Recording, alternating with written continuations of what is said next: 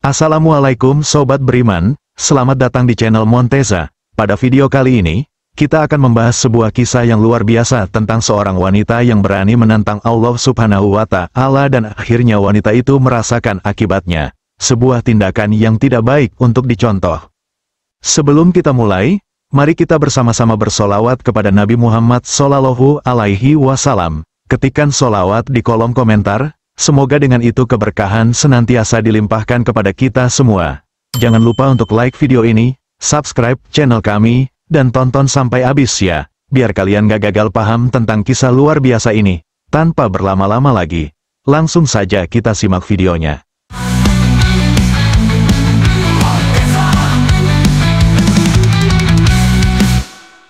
Kita sebut saja namanya Tokichi, seorang wanita parubaya asal Indonesia. Tinggal di sebuah kota kecil di Florida, Amerika Serikat. Ia adalah seorang yang penuh semangat, dengan berbagai peran dalam hidupnya. Selain menjadi pemilik studio butik yang ia bangun dari nol, Tokichi juga dikenal sebagai konten kreator aktif di media sosial, terutama di platform TikTok. Di balik kehidupan yang tampak sukses dan cerah, ada kisah pribadi yang penuh liku-liku. Tokichi sudah beberapa kali menikah, namun setiap kali pernikahannya berakhir dengan perceraian, yang menurutnya selalu disebabkan oleh kesetiaan pasangannya. Meskipun hidupnya penuh dengan drama dan pergolakan, Tokichi selalu berusaha untuk bangkit dan melanjutkan hidupnya dengan cara yang ia rasa terbaik. Suatu hari, Tokichi sedang duduk di ruang tamunya yang terang, dikelilingi dengan berbagai ornamen dan dekorasi yang memancarkan semangat kebebasan dan kemandiriannya. Di meja di depannya, terletak sebuah kamera smartphone yang sedang merekam. Ia sedang menyiapkan diri untuk membuat sebuah video TikTok yang baru. Salah satu konten yang selalu ia produksi untuk mempertahankan eksistensinya di dunia maya, Tokichi selalu menjadi sosok yang berani, seringkali mengunggah konten dengan tema kontroversial yang menarik perhatian banyak orang. Tak jarang, ia menghadapi perdebatan sengit dengan netizen yang memiliki pandangan berbeda darinya. Namun, hari itu ada sesuatu yang berbeda. Dalam suasana hati yang entah mengapa lebih gelap dari biasanya, Tokichi memutuskan untuk membuat sebuah video yang akan mengundang lebih banyak perhatian daripada sebelumnya. Ia menyalakan kamera dan mulai berbicara dengan penuh keyakinan. Namun kali ini dengan nada yang berbeda, sebuah tantangan yang cukup ekstrim.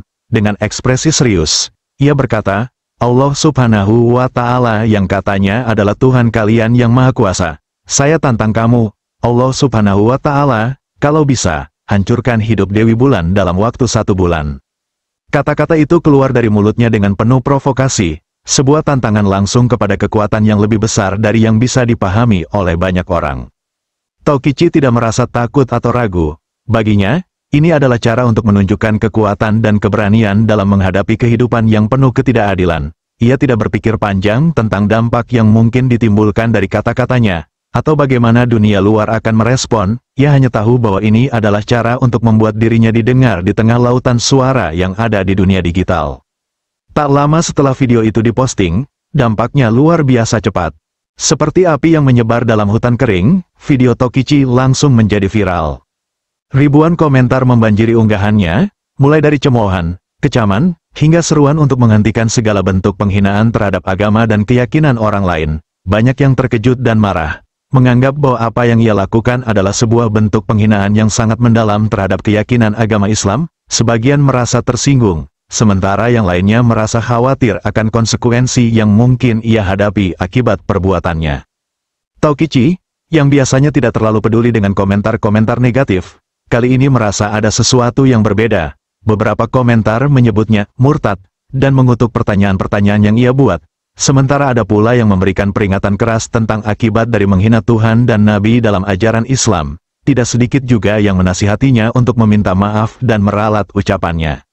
Namun, di balik segala kecaman yang datang, Tokichi tetap teguh pada keyakinannya. Ia merasa bahwa dunia ini penuh dengan ketidakadilan dan bahwa perbuatannya adalah sebuah bentuk protes terhadap dunia yang tidak memberinya kesempatan yang adil. Dalam hati kecilnya, Tokichi tahu bahwa ia tidak sedang berperang dengan agama atau Tuhan, ia hanya sedang mencoba mencari cara untuk mengekspresikan diri di dunia yang seringkali menilainya hanya berdasarkan masa lalu dan statusnya. Hari-hari berlalu dan video itu masih terus beredar. Di sisi lain, beberapa orang mulai menggali lebih dalam tentang siapa Tokichi sebenarnya. Beberapa netizen bahkan mulai mencari tahu latar belakang kehidupannya. Menelusuri jejak-jejak masa lalunya yang penuh dengan cerita tentang kegagalan dan harapan, mereka menemukan kisah-kisah pernikahannya yang selalu berakhir dengan perceraian, serta upayanya untuk membangun kembali hidupnya setelah setiap kegagalan. Di antara komentar-komentar yang mengutuk dan marah, ada juga yang berempati dengan Tokichi. Beberapa orang yang merasa bahwa hidupnya mungkin penuh dengan rasa sakit dan kekecewaan, mencoba untuk memberikan dukungan. Mereka mengingatkan bahwa setiap orang memiliki cerita yang tak terlihat, dan bahwa mungkin, hanya mungkin, Tokichi sedang berusaha untuk melampiaskan rasa kecewa yang begitu mendalam dalam hidupnya. Namun, dunia maya tidak pernah menunggu. Kecaman dan protes terus berdatangan, dan beberapa pihak mulai mengancam untuk membawa masalah ini ke ranah hukum. Tokichi menjadi pusat perhatian yang tak diinginkan, dengan beragam opini yang semakin berkembang tentang apa yang seharusnya ia lakukan untuk menebus kesalahannya. Tetapi, Tokichi tetap tidak bisa melepaskan diri dari pertanyaan besar yang menggelayuti pikirannya. Apa yang sebenarnya ia cari dalam hidup ini? Apakah benar tantangan yang ia buat kepada Tuhan adalah cara untuk mendapatkan perhatian yang ia rasa selama ini tidak pernah diberikan? Ataukah ia hanya ingin berbicara tentang rasa sakit yang terpendam dalam hati, yang selama ini tidak ada yang mau mendengarnya? Kehidupan Tokichi kini berubah, dan tidak ada yang bisa memprediksi apa yang akan terjadi selanjutnya. Apakah ia akan menyesal dengan perbuatannya? Ataukah ia akan terus berjuang di jalan yang telah ia pilih? Yang pasti, dunia maya tidak akan pernah berhenti mengomentari setiap langkahnya, dan Tokichi kini berada di persimpangan jalan yang akan menentukan arah hidupnya selamanya. Suatu pagi yang cerah, Jen, seorang wanita berusia 35 tahun, berjalan menuju rumah Tokichi dengan langkah penuh tekad. Jen adalah tetangga Tokichi yang cukup dekat. Meskipun mereka tidak memiliki hubungan yang sangat dekat, mereka sering saling sapa dan berbicara sesekali. Sejak video kontroversial Tokichi yang menantang Allah dan menghina Nabi Muhammad menjadi viral, banyak orang yang terkejut dan khawatir, termasuk Jen. Sebagai seorang Kristen yang taat, Jen merasa perlu untuk mendatangi Tokichi secara langsung, berbicara dari hati ke hati, dan memberinya nasihat yang mungkin bisa menyentuh hatinya. Jen tahu bahwa Tokichi adalah pribadi yang keras kepala dan sering melakukan hal-hal yang kontroversial demi menarik perhatian, tetapi dia juga tahu bahwa setiap orang bisa berubah, terutama jika diberi pengertian yang baik. Sesampainya di depan pintu rumah Tokichi, Jen menarik napas panjang dan mengetuk pintu. Tokichi yang sedang sibuk di dalam, tidak membutuhkan waktu lama untuk membukakan pintu. Dengan senyum lebar, Tokichi menyambut Jen, meski ada sedikit kerutan di dahi, tanda bahwa dia tahu apa yang akan dibicarakan. Jen, apa kabar? Tokichi menyapa dengan nada santai, mencoba membuat suasana terasa lebih ringan. Saya baik-baik saja, Tokichi, tapi saya ingin bicara denganmu, jawab Jen dengan serius. Matanya menatap dalam ke mata Tokichi. Saya ingin kamu tahu, saya khawatir tentang video yang kamu buat. Itu bukan hanya menyakiti banyak orang, tapi juga bisa merusak citra kita sebagai orang Kristen. Tokichi sedikit terkejut mendengar kata-kata Jen, namun dia tidak tampak terlalu terganggu. Dia membuka pintu lebih lebar, mempersilakan Jen untuk masuk. Masuk saja, Jen, aku baru saja selesai bikin konten, jadi aku punya banyak waktu. Tokichi mengangguk sambil tersenyum, tapi senyumnya terlihat sedikit dipaksakan. Jen masuk dan duduk di ruang tamu yang nyaman. Rumah Tokichi dipenuhi dengan berbagai barang dekorasi yang menunjukkan kepribadiannya yang penuh warna dan eklektik. Jen duduk di kursi yang terletak di samping meja kopi, sementara Tokichi duduk di seberangnya, menatapnya dengan penasaran.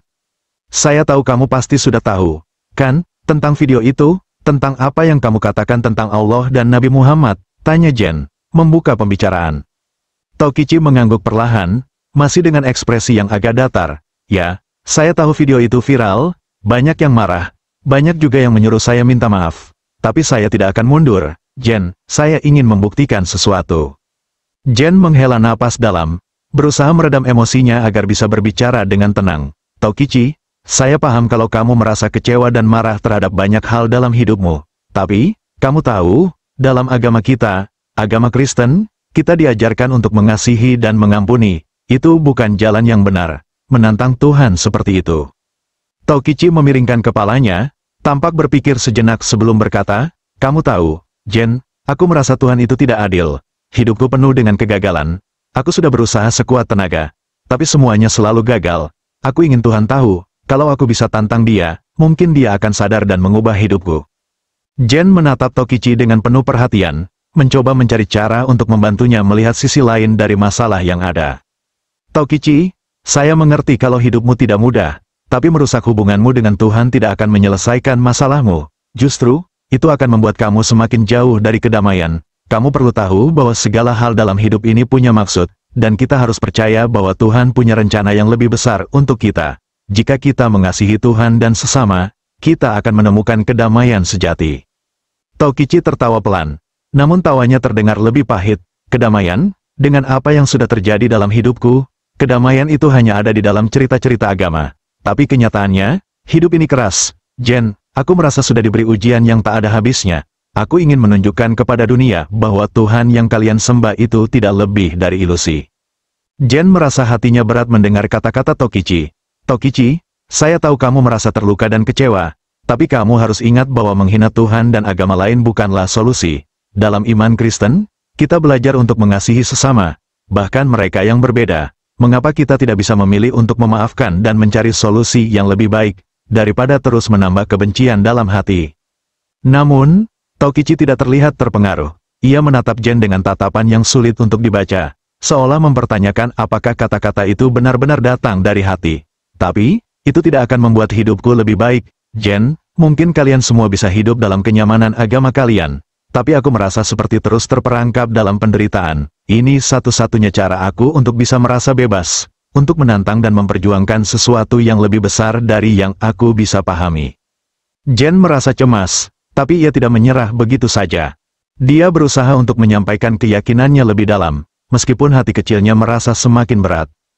Tokichi, saya ingin kamu tahu bahwa Tuhan tidak membiarkan kita sendiri. Dia selalu ada, bahkan ketika kita merasa terjatuh. Dan mungkin, apa yang kamu butuhkan sekarang bukan untuk menantangnya, tapi untuk membuka hatimu dan memaafkan dirimu sendiri.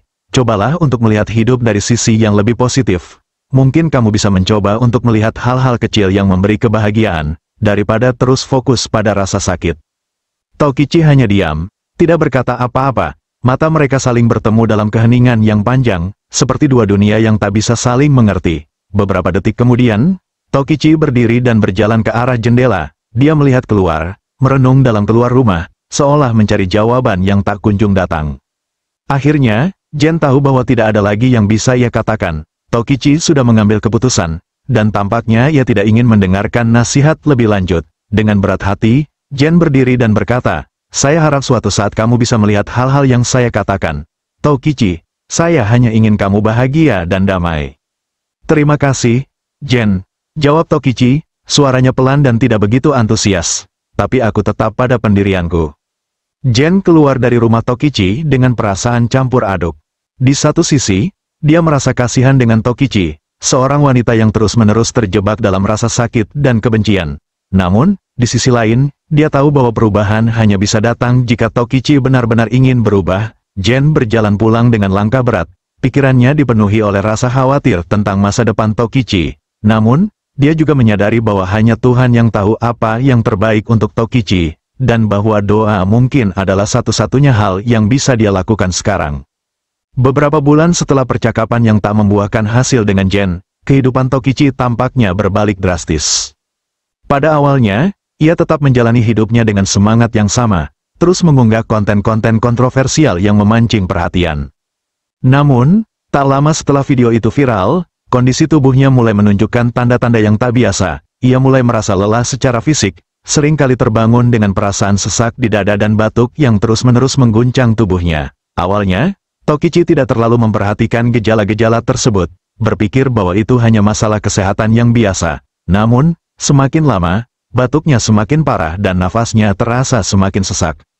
Suatu malam, saat sedang membuat konten di rumahnya, Tokichi merasa tubuhnya semakin lemas. Tanpa bisa mengendalikan diri, ia terjatuh dan hanya bisa tergeletak di lantai. Tanpa ada yang bisa membantunya, ia akhirnya dilarikan ke rumah sakit oleh seorang tetangga yang kebetulan melihat kejadian tersebut.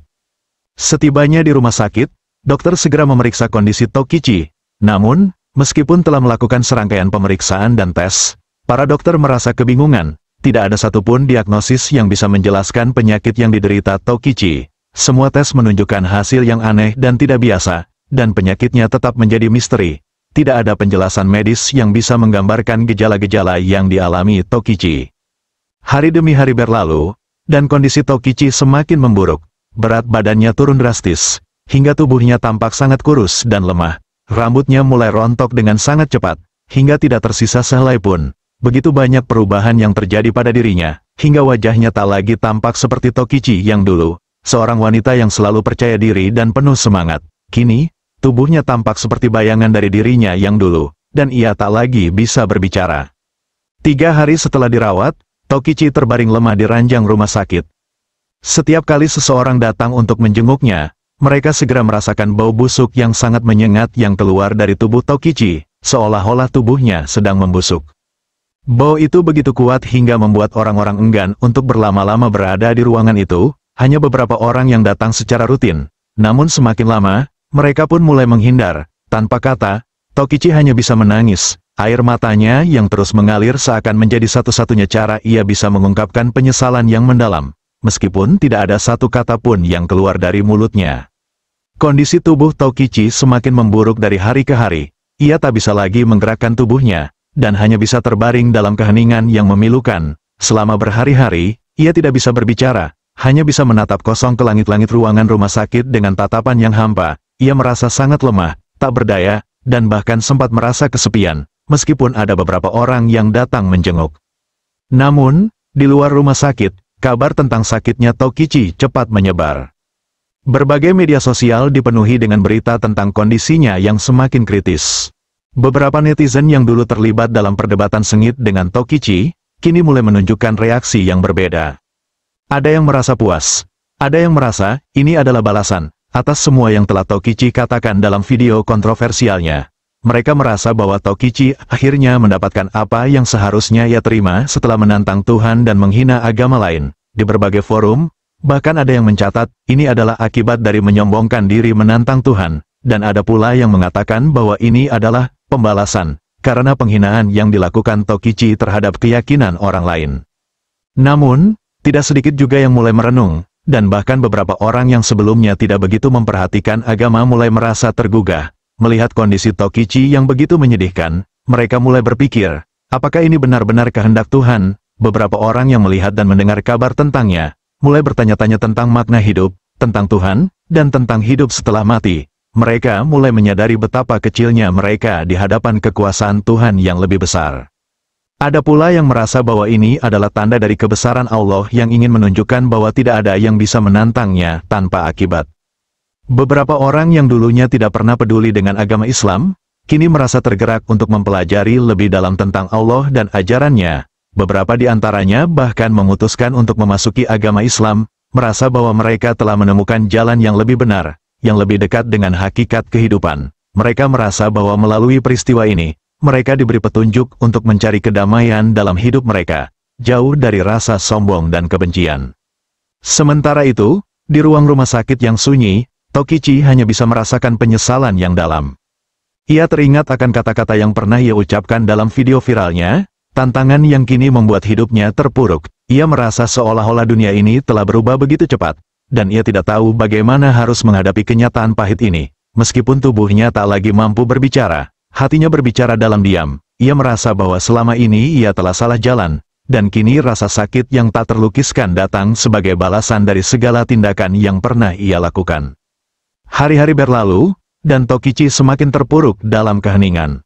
Tidak ada yang bisa ia lakukan selain merenung, merasakan penyesalan yang mendalam atas semua kata-kata yang pernah ia ucapkan, yang kini mengikutinya sebagai bayang-bayang sepanjang hidupnya.